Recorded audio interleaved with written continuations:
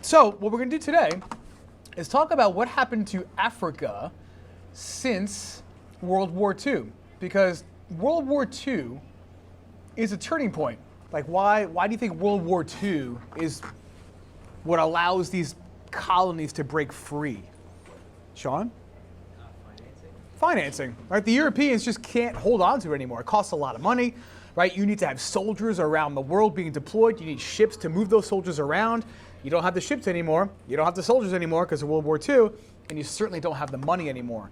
So we saw what happened to India, right? The British are like, peace, I'm out, right? And they left behind two separate countries thinking that would solve the problems of religious tension in Asia. It really hasn't. They still flare up from time to time, violence between India and Pakistan over border regions and over territories like Kashmir. And we're going to see what happens in Africa. So I thought maybe before we look at African independence movements, maybe we review some stuff from earlier in the year when we talked about Africa. We'll start with the basic stuff. Imperialism. Linz, what's imperialism?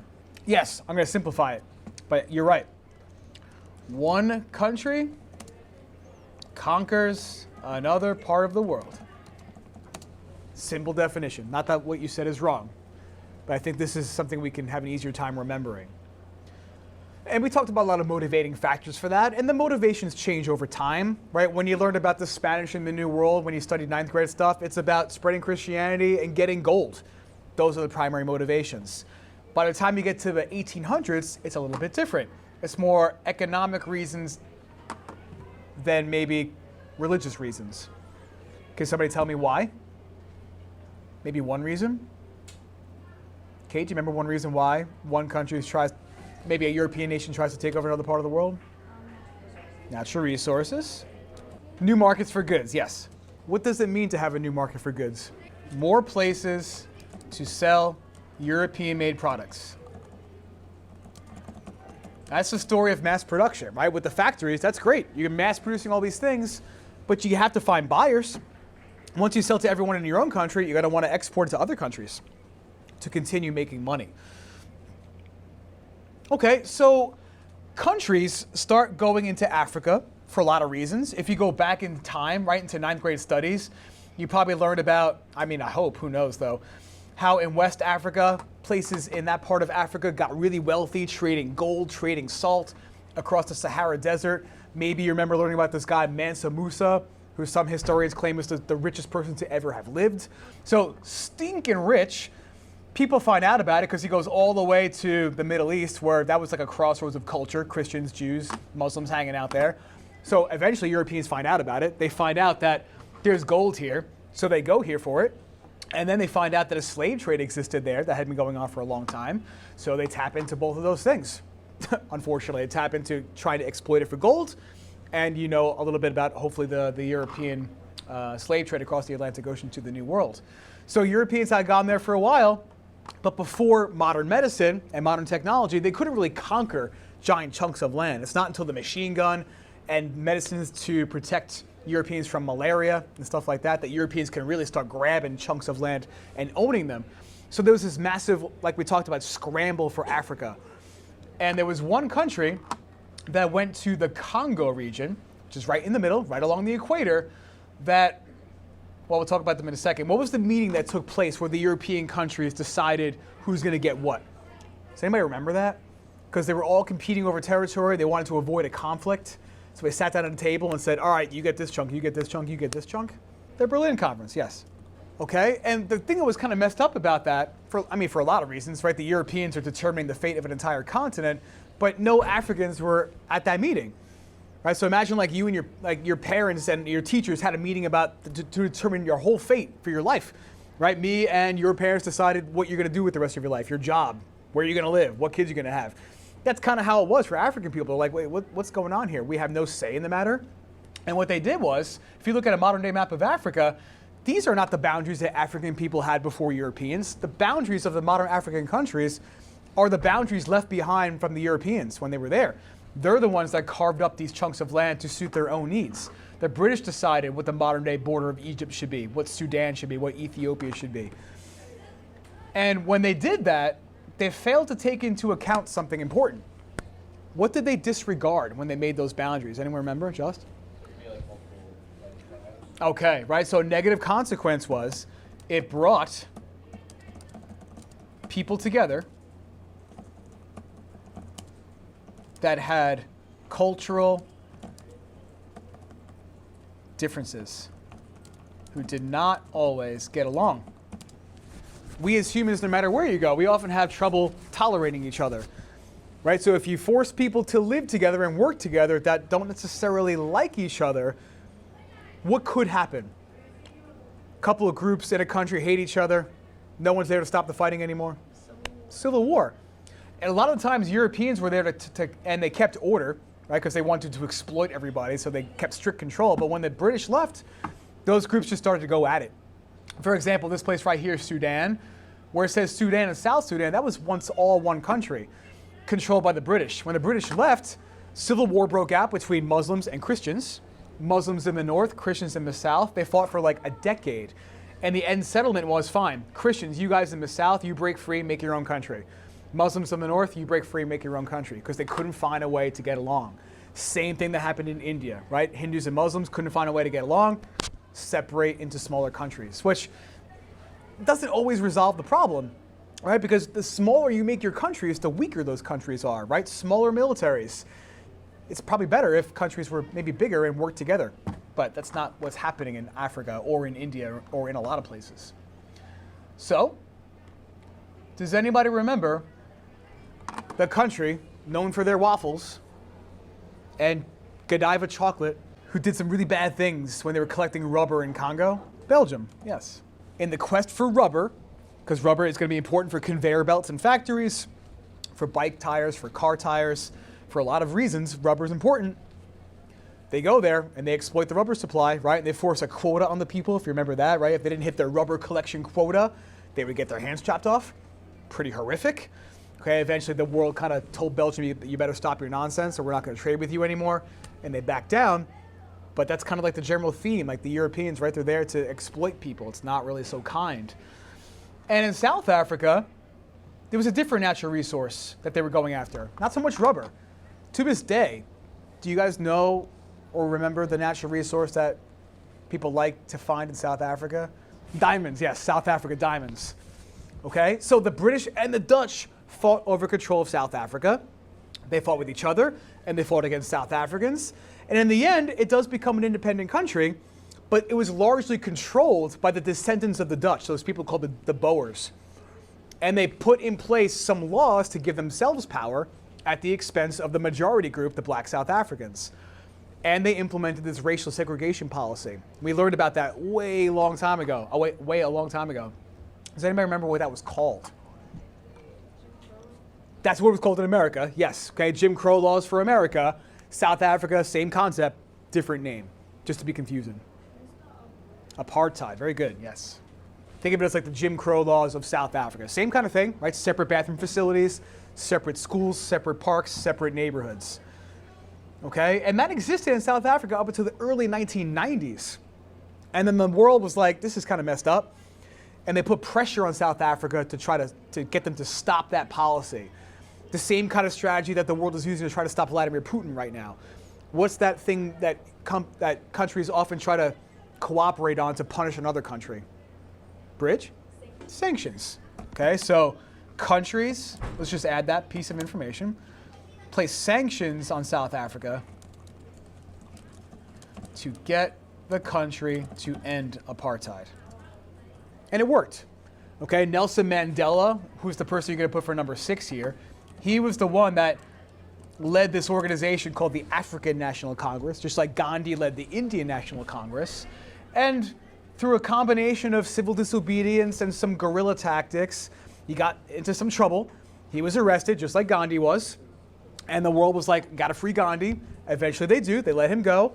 And the white government in charge said, all right, it's the early 90s now, we're sick of the sanctions, we're gonna let black South Africans pick their own leader, give them the right to vote, and they let Mandela out of jail, and sure enough, black South Africans chose Nelson Mandela to be the first black South African president.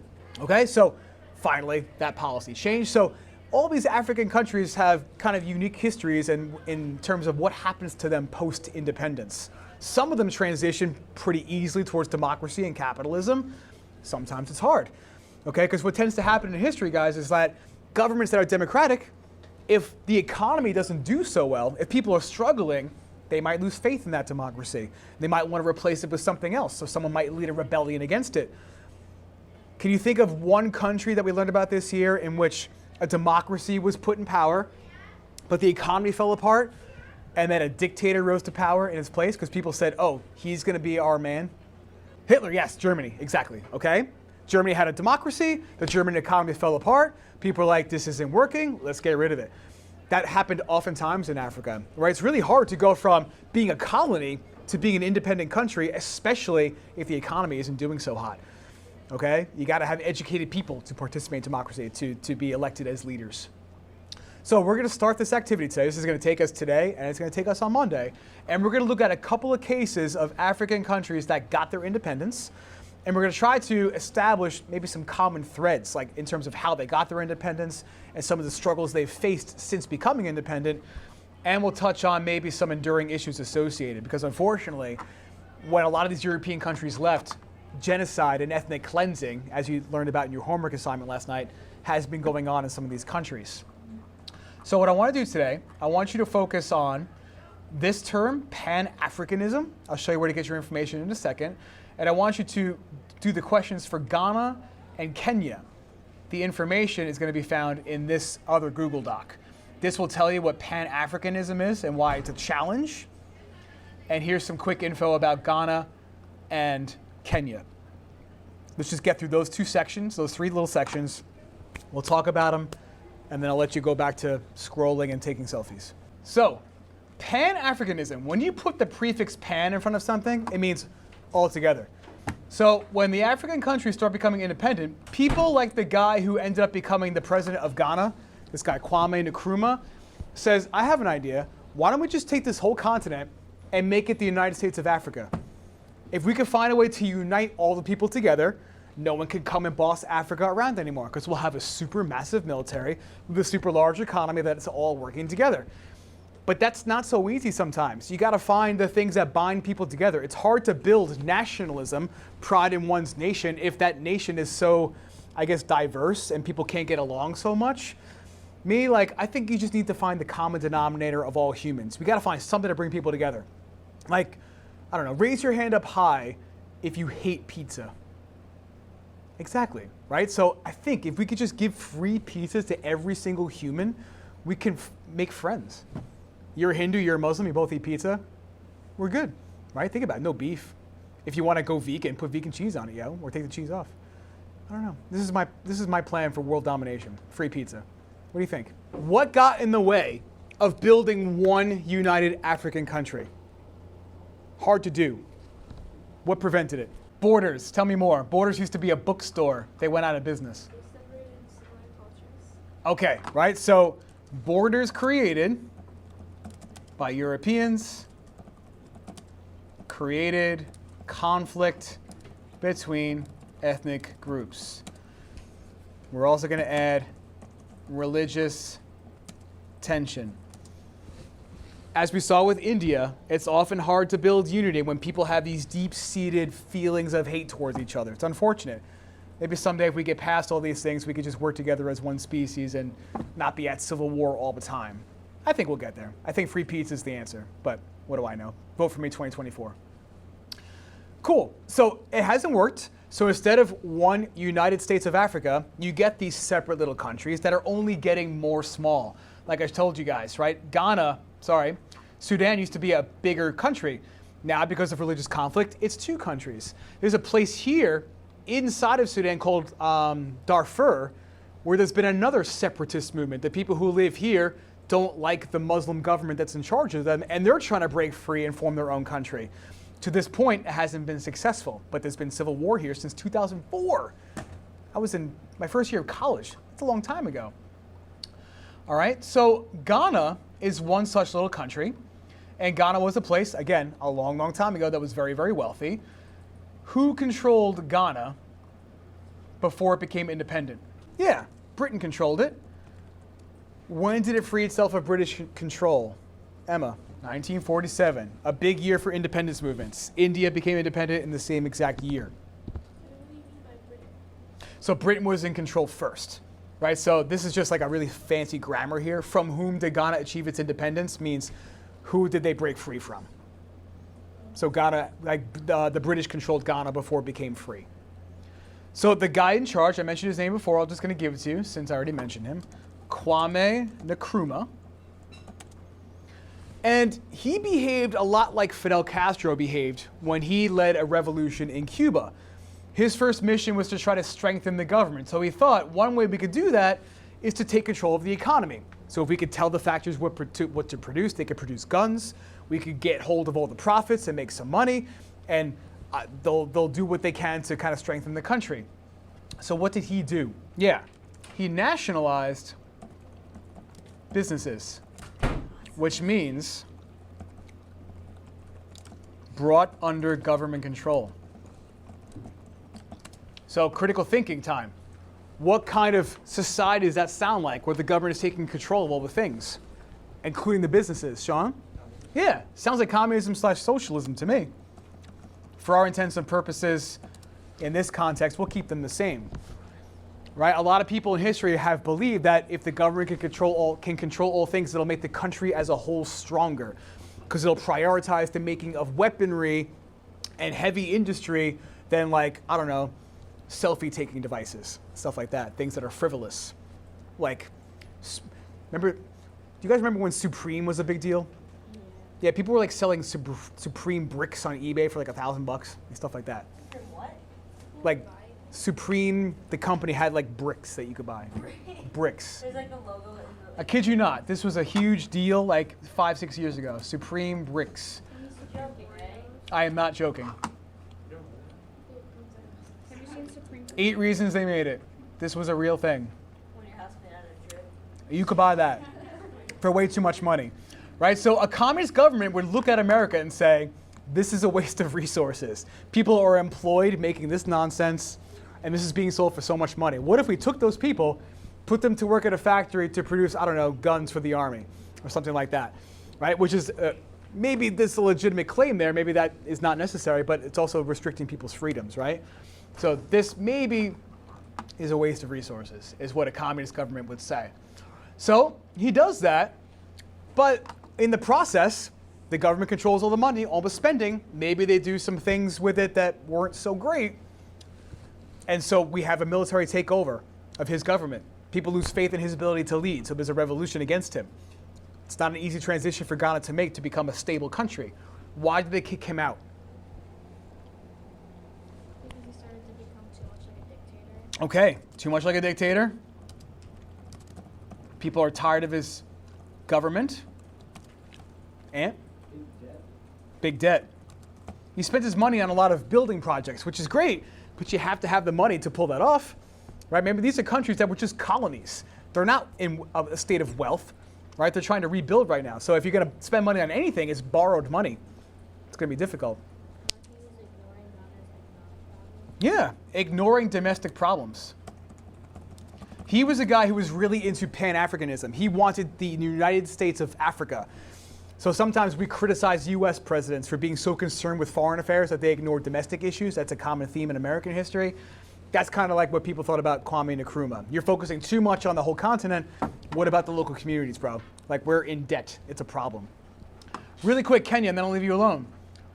Who controlled Kenya before it became independent? Britain, 1963. Who's the guy? They named the country after him. Jomo Kenyatta. That's a cool name. It's a very cool name. So he achieved this through various means, okay? He did support peaceful protests, but some people also believe that he helped get started an organization designed to use more violent means to keep the British out. And that's another common theme in a lot of these countries that are trying to break free, right? They have small militaries. Sometimes using force is difficult. So what's the style of warfare that we often use when our armies are small and we're going up against a larger army? RJ? Guerrilla warfare. Okay, so put that for number 3, and we will call it a day right there. Nice job today. So, correct me if I'm wrong, but we got through the Kenya stuff on Friday. Is that true? Cool beans. So why don't you take a second, start jotting down this stuff here about Rwanda.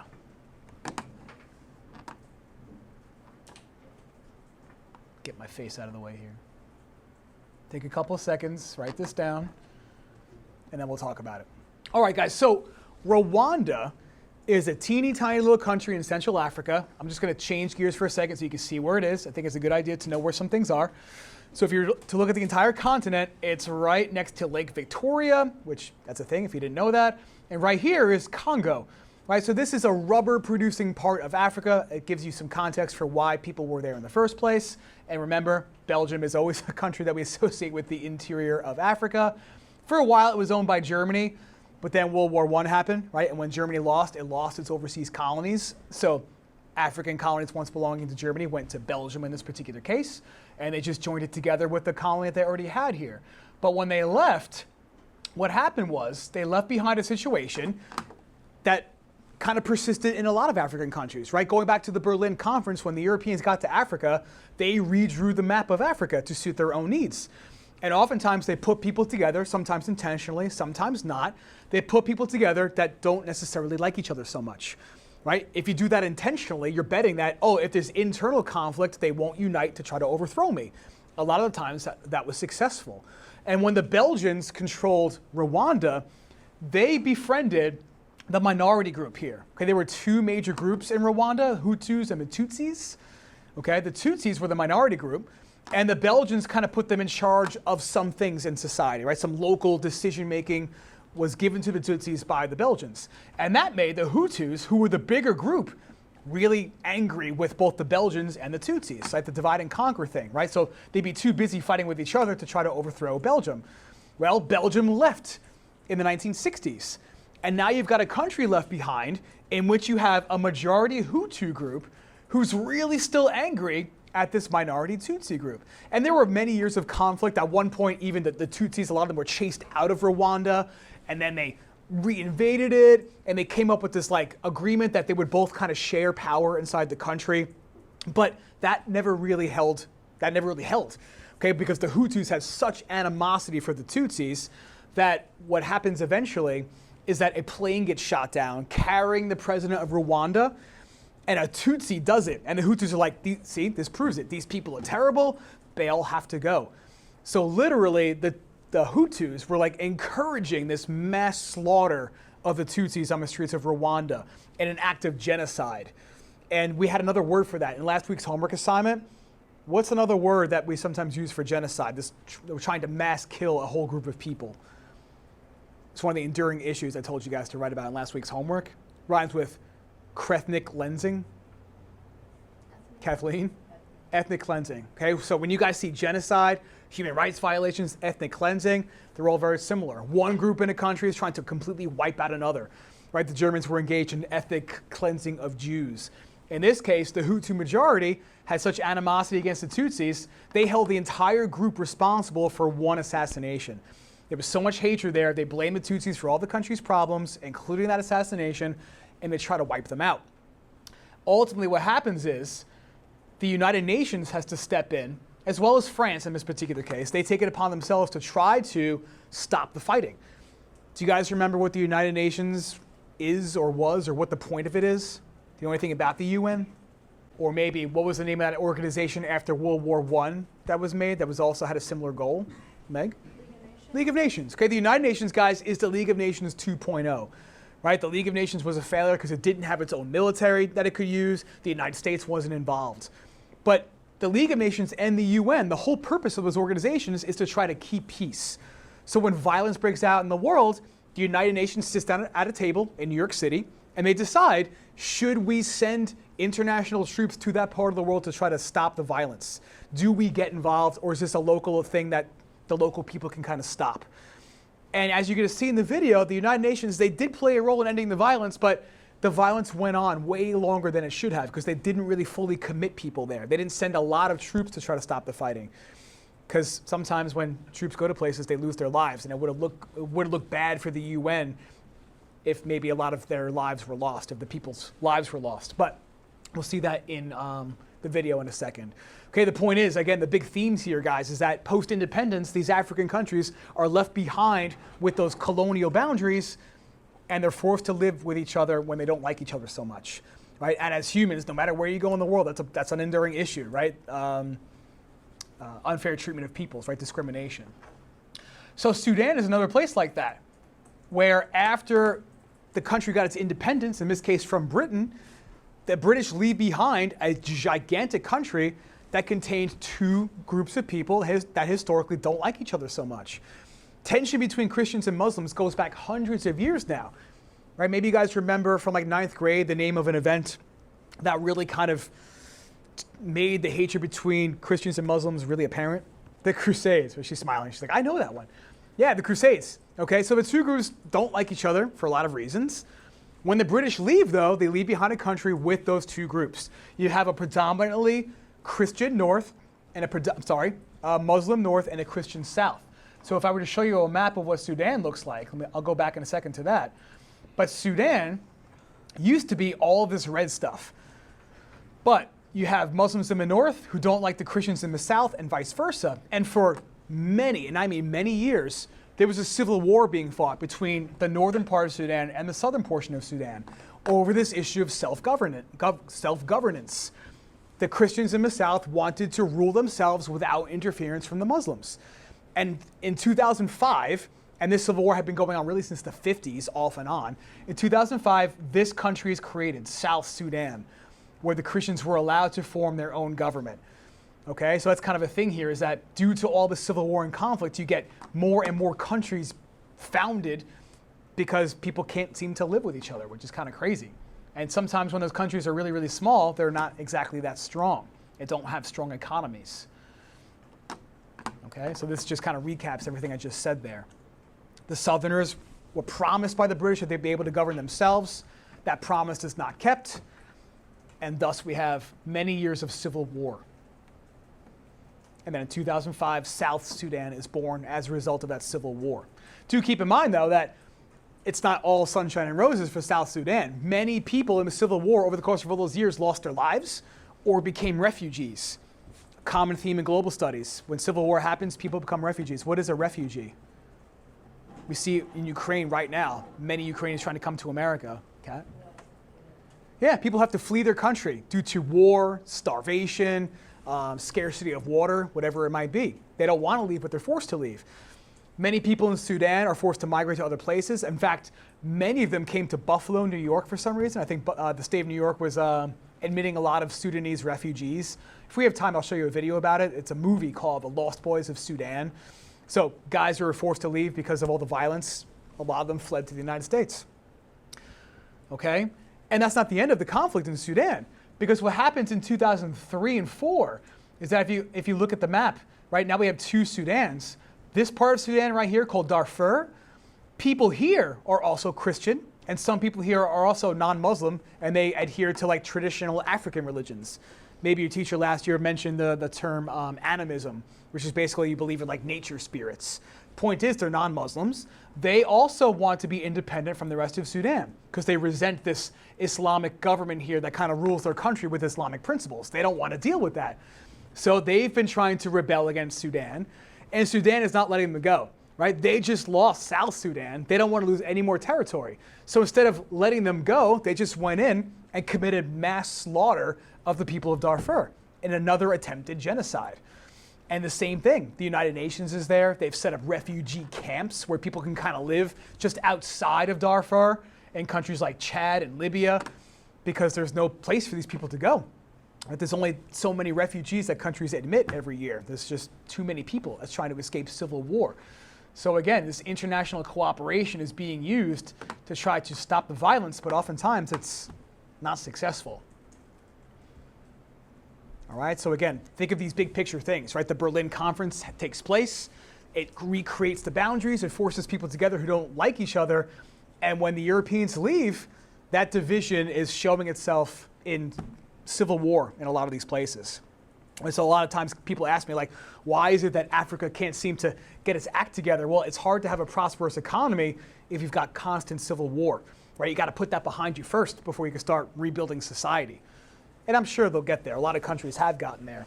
The Chinese, for instance, are making lots of factory investments inside of some African countries to try to produce things there.